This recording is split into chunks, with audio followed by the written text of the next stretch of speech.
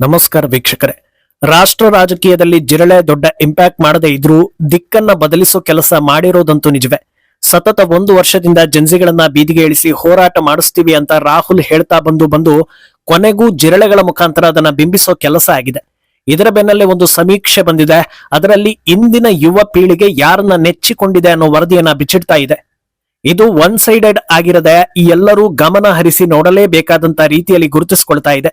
ಸದ್ಯದ ಪರಿಸ್ಥಿತಿಯಲ್ಲಿ ಗೆದ್ದಿದ್ದು ಯಾರು, ಬಿದ್ದಿದ್ದು ಯಾರು, ಯಾರಿಗೆ ಇದು ಎಚ್ಚರಿಕೆ ಗಂಟೆ, ಹೀಗೆ ಎಲ್ಲಾ ರೀತಿಯಲ್ಲೂ ಇದರ ವಿಮರ್ಶೆಗಳು ನಡೀತಾ ಇದೆ. ಇನ್ನೊಂದು ಕಡೆ ಜಾರ್ಖಂಡ್ ನಲ್ಲಿ ವಿದ್ಯಾರ್ಥಿಗಳ ದೊಡ್ಡ ಹೋರಾಟ ನಡೀತಾ ಇದೆ. ಜಂತರ್ ಮಂತರ್ ನಲ್ಲಿ ಸೇರಿದ್ದಕ್ಕಿಂತಲೂ ಹೆಚ್ಚು ವಿದ್ಯಾರ್ಥಿಗಳ ಜಮಾವಣೆಯಾಗಿದೆ. ಆದ್ರೆ ಜಿರಳೆಗಳು ಮಾತ್ರ ಕಾಣಿಸ್ತಾ ಇಲ್ಲ. ಇದೆಲ್ಲವನ್ನ ಒನ್ ಬೈ ಒನ್ ವಿವರಿಸ್ತಾ ಹೋಗ್ತೀವಿ. ಈ ವಿಡಿಯೋವನ್ನ ತಪ್ಪದೆ ಕೊನೆ ತನಕ ನೋಡಿ. ಅದಕ್ಕೂ ಮುನ್ನ ಮೀಡಿಯಾ ಮಾನ್ಸ್ಟರ್ ಚಾನೆಲ್ ಅನ್ನ ತಪ್ಪದೆ ಸಬ್ಸ್ಕ್ರೈಬ್ ಮಾಡಿ.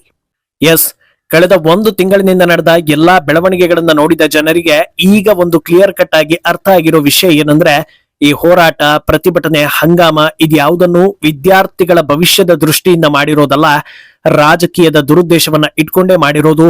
ಮೋದಿ ಸರ್ಕಾರಕ್ಕೆ ತಮ್ಮ ಕೆಪಾಸಿಟಿ ಏನು ಅನ್ನೋದನ್ನ ತೋರಿಸೋ ಸಲುವಾಗಿ ಮಾಡಿದ್ದು ಅನ್ನೋದು ಅರಿವಾಗಿದೆ. ಆದ್ರೆ ಕಳೆದ 12 ವರ್ಷಗಳಲ್ಲಿ ಇಂಥ ಹೋರಾಟ ಸಾಕಷ್ಟು ಬಾರಿ ನಡೆದಿರೋದ್ರಿಂದ ಇದು ಇಲ್ಲಿಗೆ ಮುಗಿಯೋದಿಲ್ಲ. ಹೊಸ ವೇಷ, ಹೊಸ ಟಾಪಿಕ್ ನಲ್ಲಿ ಅಚಾನಕ್ ಆಗಿ ಎಲ್ಲವೂ ಶುರುವಾಗುತ್ತೆ ಅನ್ನೋದನ್ನ ಜನರು ಅರ್ಥ ಮಾಡ್ಕೊಳ್ತಾ ಇದ್ದಾರೆ. ಆದ್ರೆ ಈ ಹೋರಾಟದಿಂದ ಯಾರಿಗೆ ಏನ್ ಲಾಭ ಆಯ್ತು, ಯಾರು ಏನನ್ನ ಗಳಿಸಿದ್ರು ಅನ್ನೋ ಪ್ರಶ್ನೆ ಖಂಡಿತ ಹುಟ್ಟುತ್ತಲ್ವಾ? ಅದಕ್ಕೆ ಸಮೀಕ್ಷೆಯೊಂದು ಉತ್ತರ ಕೊಡ್ತಾ ಇದೆ. ಪ್ರತಿಷ್ಠಿತ NDTV ಹಾಗೂ ಸಿ ವೋಟರ್ಸ್ ಯುವ ಪೀಳಿಗೆಯಲ್ಲಿ ಪಾಪ್ಯುಲರ್ ನಾಯಕ ಯಾರು ಅನ್ನೋ ಸರ್ವೆಯನ್ನ ನಡೆಸಿದೆ. ಅದರಲ್ಲಿ ಪ್ರಧಾನಿ ಮೋದಿ 40% ಜನಾಭಿಪ್ರಾಯವನ್ನ ಗಳಿಸಿದ್ರೆ, ನಂತರದಲ್ಲಿ ರಾಹುಲ್ ಗಾಂಧಿ 28%, ಜಿರಳೆಗಳು 13%, ಕೇಜ್ರಿವಾಲ್ 4% ಹಾಗೂ ಅಖಿಲೇಶ್ ಯಾದವ್ 4% ಜನಾಭಿಪ್ರಾಯವನ್ನ ಗಳಿಸಿದ್ದಾರೆ. ಅಲ್ಲಿಗೆ ದೆಹಲಿಯಲ್ಲಿ ಮಾಡಿದ ರಂಪಾಟದಿಂದ ಮೋದಿ ವರ್ಚಸ್ಸಿಗೆ ದೊಡ್ಡ ಮಟ್ಟದಲ್ಲಿ ಡ್ಯಾಮೇಜ್ ಆಗಿಲ್ಲ ಅನ್ನೋದು ಒನ್ ಲೈನ್ ಉತ್ತರ. ಹಾಗಿದ್ರೆ ಇದು ಸೇಫ್ ಝೋನಾ? ಯಾರೇನೇ ಮಾಡಿದ್ರೂ ಮೋದಿಯನ್ನ ಶೇಕ್ ಮಾಡೋದಕ್ಕೆ ಆಗೋದಿಲ್ವಾ? ಅಥವಾ ಉಳಿದವರಿಗೂ ಮೋದಿಗೂ ಹೆಚ್ಚು ಅಂತರ ಇಲ್ಲ, ಎಲ್ಲರನ್ನೂ ಒಗ್ಗೂಡಿಸಿದ್ರೆ ಮೋದಿಗಿಂತ ಹೆಚ್ಚು ಅಂಕವನ್ನ ಗಳಿಸ್ತಾರೆ, ಆದ್ರಿಂದ ಇದು ಬಿಜೆಪಿ ಹಾಗೂ ಮೋದಿಗೆ ಎಚ್ಚರಿಕೆ ಗಂಟೆನಾ ಅನ್ನೋದನ್ನ ನೋಡೋದಕ್ಕೂ ಮುನ್ನ ಸಾಕಷ್ಟು ಸೂಕ್ಷ್ಮ ವಿಚಾರಗಳನ್ನ ಗಮನಿಸ್ತಾ ಹೋಗ್ಬೇಕಾಗತ್ತೆ. ಅದಕ್ಕೂ ಮುನ್ನ ಈ ವರದಿಯ ಒನ್ ಲೈನ್ ಉತ್ತರ: ಮೊದಲ ಸ್ಥಾನದಲ್ಲಿ ಮೋದಿ, ನಂತರದಲ್ಲಿ ರಾಹುಲ್, ಅದರ ನಂತರದಲ್ಲಿ ಜಿರಳೆಗಳು ಅನ್ನೋದನ್ನ ಗಮನದಲ್ಲಿ ಇಟ್ಕೊಳ್ಳಿ. ಮೊದಲಿಗೆ ಈ ಸರ್ವೆ ಬಂದಿರೋ ಸಂದರ್ಭ.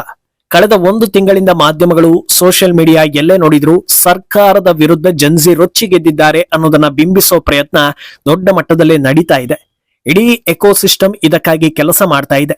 ಈಗೀಗ ಜನರಿಗೆ ವಾಸ್ತವ ಏನು ಅನ್ನೋದು ಅರ್ಥವಾಗ್ತಾ ಇದ್ರು 100ಕ್ಕೆ 100 ಜನರಿಗೆ, ಅದರಲ್ಲೂ ರಾಜಕೀಯದ ಬಗ್ಗೆ ಏನೂ ಅರಿವಿಲ್ಲದ ವಿದ್ಯಾರ್ಥಿಗಳು ಹಾಗೂ ಕೆಲ ಯುವಕರಿಗೆ ಇನ್ನೂ ಇದರ ಹಿಂದಿನ ಆಟಗಳು ಅರ್ಥ ಆಗ್ತಾ ಇಲ್ಲ. ಯಾವ ವಿಚಾರಗಳು ಹೆಚ್ಚಾಗಿ ಅವರನ್ನ ತಲುಪ್ತಾ ಇದೆಯೋ ಅದನ್ನೇ ನಿಜ ಅಂತ ನಂಬಿಕೊಂಡಿದ್ದಾರೆ. ಒಂದರ್ಥದಲ್ಲಿ ಮೋದಿ ಸರ್ಕಾರಕ್ಕೆ ಡ್ಯಾಮೇಜ್ ಮಾಡೋ ಕೆಲಸ ಒಂದು ಹಂತದಲ್ಲಿ ಯಶಸ್ವಿಯಾಗಿದೆ. ಇಂಥ ಪರಿಸ್ಥಿತಿಯಲ್ಲೂ 40% ಯುವ ಸಮೂಹ ಮೋದಿ ಬೆನ್ನಿಗೆ ನಿಂತಿದೆ ಅನ್ನುವಾಗ ದಿನಗಳು ಉರುಳಿದಂತೆ, ಸಮಯ ಕಳೆದಂತೆ ಈ ತಾತ್ಕಾಲಿಕ ಡ್ಯಾಮೇಜ್ ರಿಕವರ್ ಆಗೋ ಸಾಧ್ಯತೆ ಇದೆ ಅನ್ನೋದನ್ನ ಅಂದಾಜಿಸಲಾಗ್ತಾ ಇದೆ. ಹಾಗಿದ್ರೆ ಇಂಥ ಪರಿಸ್ಥಿತಿಯಲ್ಲಿ ಮೋದಿ ಕೈ ಹಿಡಿದ ಅಂಶಗಳು ಯಾವುದು ಅನ್ನೋದನ್ನ ನೋಡ್ತಾ ಹೋದ್ರೆ, ಮೊದಲಿಗೆ ಸಮಸ್ಯೆಗೆ ಸರ್ಕಾರ ಮಾಡಿದ ಸ್ಪಂದನೆ. ಆರಂಭದಲ್ಲಿ ಈ ಹೋರಾಟಗಳ ಬಗ್ಗೆ ಮಾತಾಡಿರ್ಲಿಲ್ಲ. ಅದಕ್ಕೆ ಕಾರಣ ಇದರ ಹಿಂದೆ ಯಾರಿದ್ದಾರೆ, ಅವರ ಉದ್ದೇಶ ಏನು, ಏನನ್ನ ಮಾಡೋದಕ್ಕೆ ಹೊರಟಿದ್ದಾರೆ ಅನ್ನೋದನ್ನ ವಾಚ್ ಮಾಡೋ ಕೆಲಸ. ಆದ್ರೆ ಇದೆಲ್ಲ ರಾಜಕೀಯದ ಬಗ್ಗೆ ಸ್ವಲ್ಪ ಅರಿವಿದ್ದವರಿಗೆ ಮಾತ್ರ ಅರ್ಥ ಆಗುತ್ತೆ. ಏನೂ ತಿಳಿಯದ ವಿದ್ಯಾರ್ಥಿಗಳು ಅಥವಾ ಆ ಏಜ್ನವರು ಇಷ್ಟೆಲ್ಲ ಆಗಿದೆ ಆದ್ರೂ ಮೋದಿ ಮಾತಾಡ್ತಾ ಇಲ್ಲ ಅನ್ನೋದನ್ನೇ ಗಂಭೀರವಾಗಿ ಪರಿಗಣಿಸ್ತಾರೆ. ಅಂತ ಸ್ಟೇಜ್ಗೆ ಹೋಗೋ ಹೊತ್ತಲ್ಲಿ ಸರಿಯಾಗಿ ಮೋದಿ ಕಡೆಯಿಂದ ಪ್ರತಿಕ್ರಿಯೆ ಬಂತು.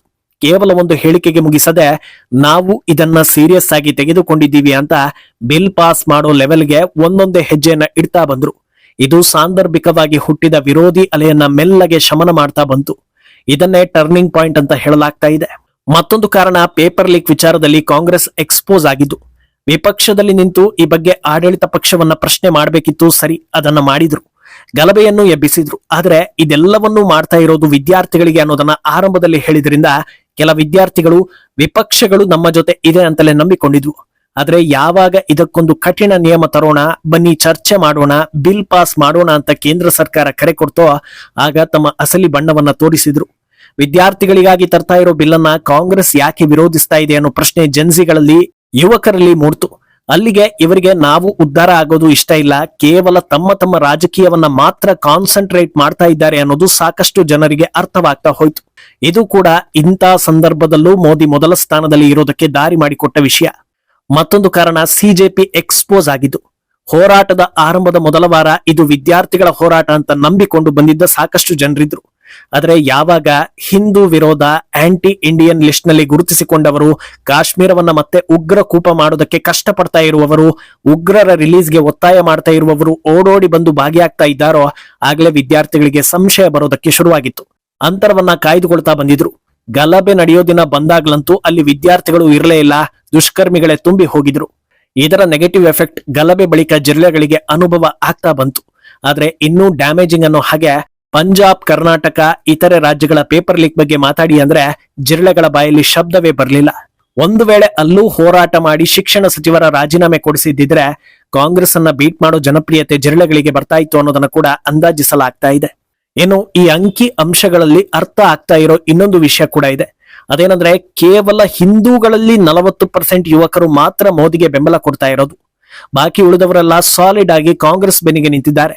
ಸಿಜೆಪಿಗೆ ಬೆಂಬಲ ಕೊಟ್ಟಿರೋ 13% ನಲ್ಲಿ ಹಿಂದೂಗಳೇ ಹೆಚ್ಚಿದ್ದಾರೆ ಅನ್ನೋ ಚರ್ಚೆ ಆಗ್ತಾ ಇದೆ. ಇದನ್ನ ವಿಪಕ್ಷಗಳ ಗೆಲುವು ಅಂತ ಪರಿಗಣಿಸಲಾಗ್ತಾ ಇದೆ.